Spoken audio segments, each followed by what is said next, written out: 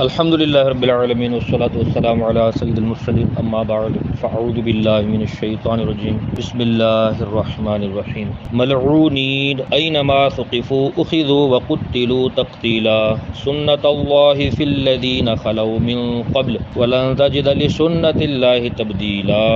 اللہ تبارک و تعالیٰ ارشاد فرماتا ہے کہ یہ لعنتی اور پھٹکارے ہوئے منافقین کے بارے میں، کفار کے بارے میں، یہ مدینہ میں جو رہتے تھے، پھٹکارے ہوئے جہاں کہیں ملیں پکڑے جائیں اور گن گن کر قتل کیے جائیں، اور یہ جو دستور ہے یہ اللہ تعالیٰ کا ہی ہے، اور اللہ تعالیٰ کا دستور بہت پہلے سے چلتا آ رہا ہے اور اس دستور کے اندر کوئی تبدیلی نہیں ہوئی۔ یہ ہے آیت، اور اس کا پس منظر یہ ہے کہ مدینہ شریف کے اندر جب بھی جنگیں ہوا کرتی تھیں یا غزوات ہوا کرتے تھے، منافقین اور کفار لوگ اور کچھ اور بھی مل جل جاتے تھے، قومیں مل جاتی تھیں اور جھوٹی خبریں پھیلاتے تھے، افواہیں پھیلاتے تھے۔ مسلمانوں کا فلاں سپہ سالار مر گیا، فلاں جو گروپ تھا وہ پیچھے چلا گیا، مڑ گیا، فلاں نے نبی کی نافرمانی کر دی، اب تو ان پر کافر غالب آئے ہی آئے، اب یہ مغلوب مسلمان ہوئے ہی ہوئے۔ تو اس طرح کی جب خبریں پھیلاتے تھے تو لوگوں کے اندر انتشار پیدا ہوتا تھا، تو مسلمانوں کو اس سے حوصلہ شکنی ہوتی تھی، بڑی تکلیف ہوتی تھی، بہت زیادہ پریشانی ہوتی تھی۔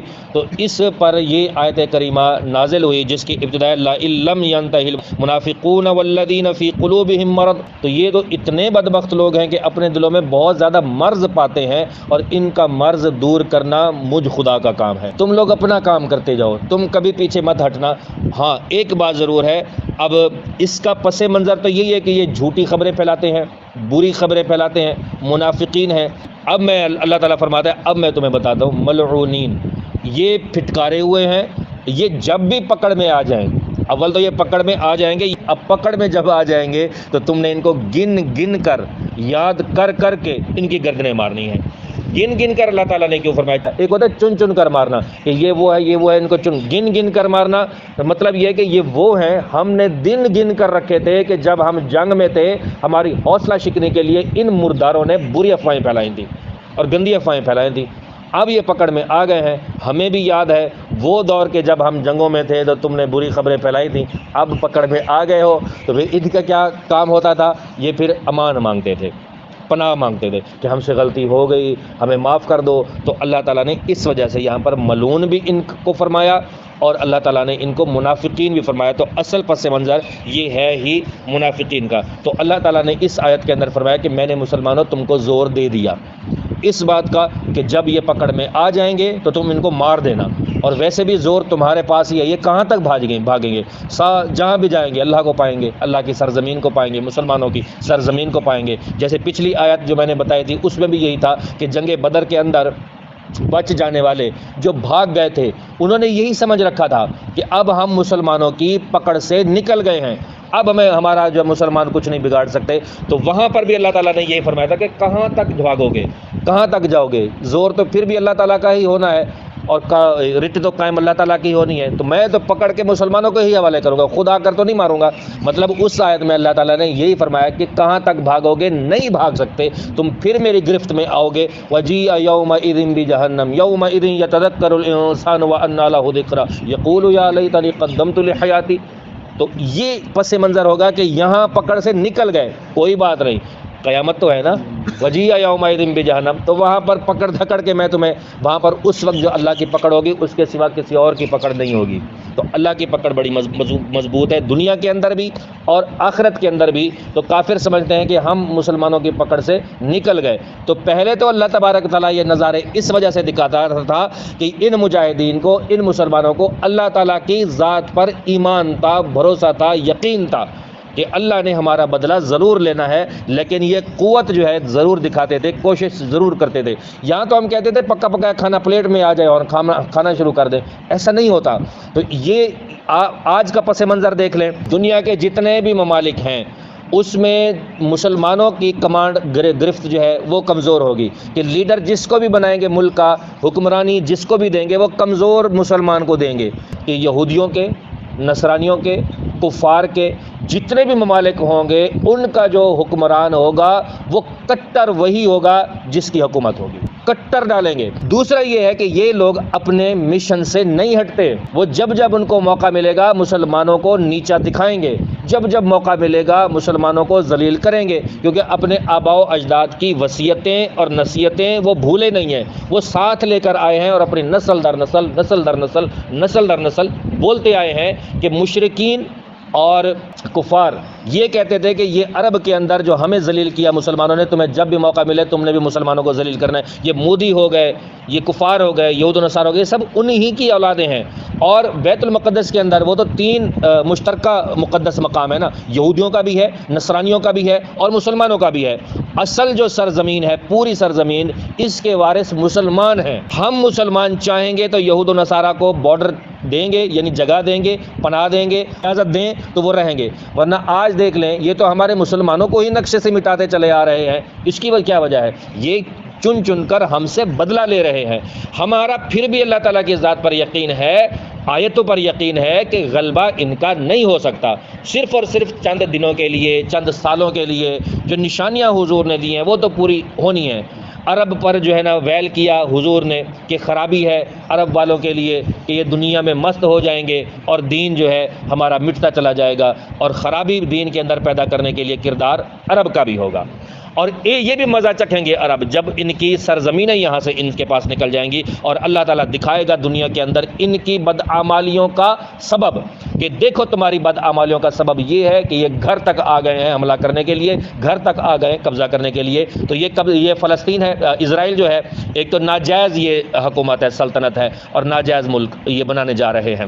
غزہ سے شروع کریں گے، غزہ کے بعد جو ہے یہ فلسطین کے بعد اردن ہو گیا، شام ہو گیا، اور مصر کے وہ علاقے، سارا علاقہ نہیں مصر کا وہ جو سرسبز و شاداب یعنی کھیتی باڑی کے قابل ہے، جس کو ڈیلٹا مصر کہتے ہیں، وہ سارا قبضے میں لیں گے۔ یہاں تک گھومتے گھومتے یہ عراق تک آئیں گے، یہاں تک گھومتے گھومتے یہ مدینہ کی سرحد تک آ جائیں۔ مدینہ میں قبضہ نہیں کر پائیں گے اسرائیل، تو یہ اتنا بڑا علاقہ یہ مقبوضہ ہو جائے گا۔ جب مقبوضہ ہوگا پھر مسلمانوں کو ہوش آئے گا کہ ہائے یہ کیا ہو گیا، راتوں رات ہو گیا۔ یہ راتوں رات نہیں ہوا، یہ آہستہ آہستہ ہوا ہے، اور جب آہستہ آہستہ ہو رہا تھا تو غفلت کی نیند سو رہے تھے، لگا تکیہ گناہوں کا، پڑا دن رات سوتا ہوں، مجھے اب خواب غفلت سے جگا دو یا رسول اللہ۔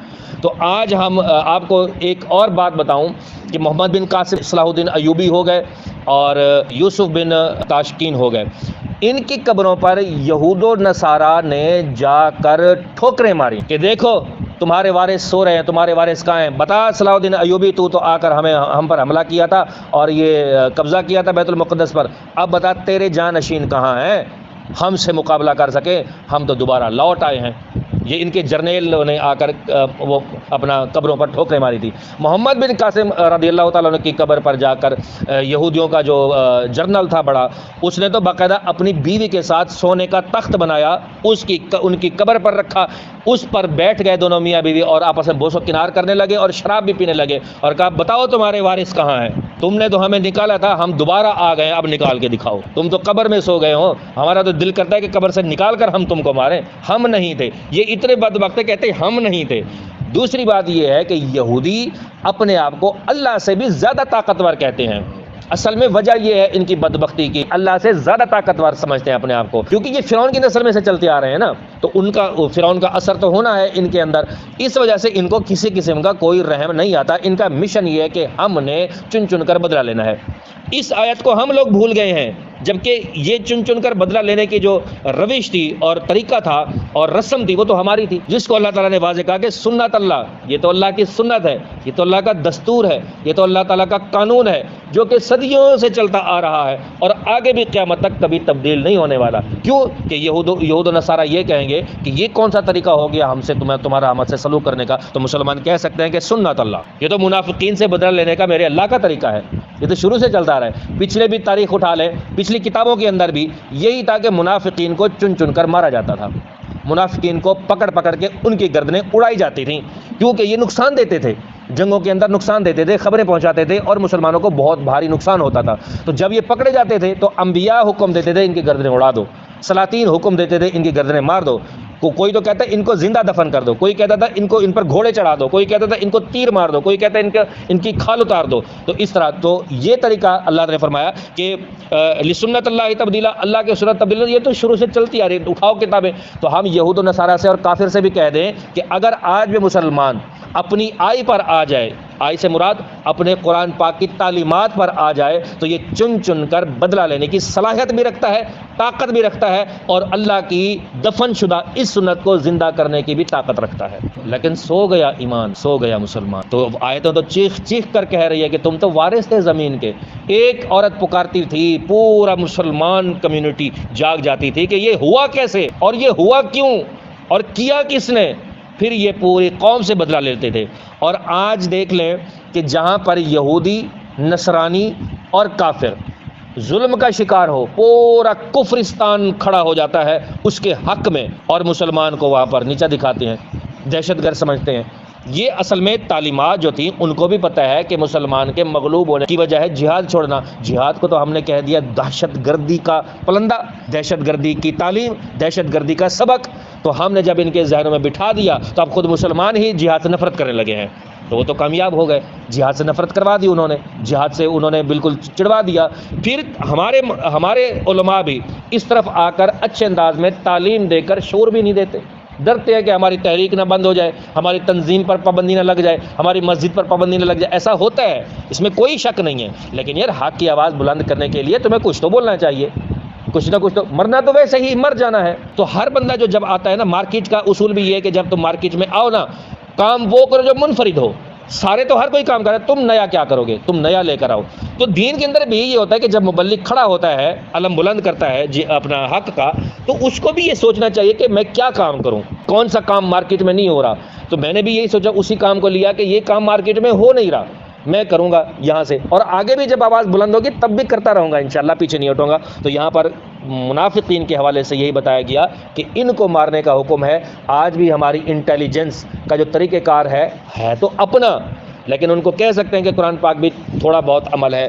اصل تو یہ ہے کہ قرآن پاک کا عمل مسلمانوں میں سے کسی کا بھی نہیں ہے، نہ جہاد کے حوالے سے، نہ لڑائی کے حوالے سے، نہ مسلمانوں کے تحفظ کے حوالے سے، نہ مسلمانوں کے ناموس کے حوالے سے، نہ دین کی حقانیت کے حوالے سے، نہ دین کی رٹ کے حوالے سے، نہ اللہ تبارک و تعالیٰ کی ربوبیت کے حوالے سے، نہ اس کی عبادت کے حوالے سے. جبکہ اللہ نے پچھلی آیت میں واضح طور پر فرمایا تھا وہاں تک مارو جہاں تک اللہ کے دین کی رٹ نہ قائم ہو جائے. یہاں تک کافروں کو مارتے رہو. یہاں تک کافروں کو کس نے مارا ہے آج تک؟ صرف صحابہ کرام نے. صحابہ کرام چاہتے تھے کہ ہم پوری سلطنت کو فتح کریں، پوری دنیا کو فتح کریں، لیکن کیا کریں کہ حکم آ جاتا تھا کہ ابھی رک جاؤ، ابھی ٹھہر جاؤ.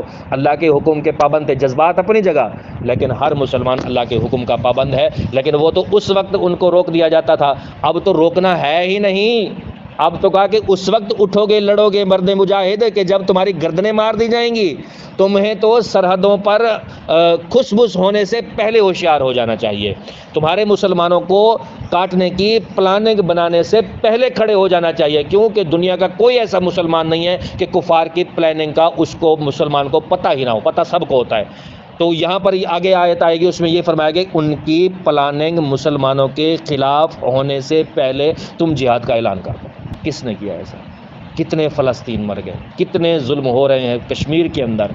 اس سب کی پلاننگ کا پتہ تھا، اور آگے بھی پلاننگ جو کر رہے ہیں سب کا پتہ ہے مسلمانوں کو. لیکن اٹھ کوئی نہیں رہا، لڑ کوئی نہیں رہا، مقابلہ کر کوئی نہیں رہا، اور مقابلہ کرنے کی سکت بھی شاید کوئی رکھ نہیں پا رہا. تو یہ اب بار بار میں یہی کہوں گا کہ اب ویسے کوئی اٹھے گا بھی نہیں، ایسا کوئی مرد قلندر ہے نہیں.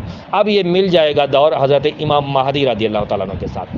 وہ مظلوموں کا ملجا بھی بنیں گے، ماوا بھی بنیں گے، اور سب کی حاجت روائی بھی کریں گے، مشکل کشائی بھی.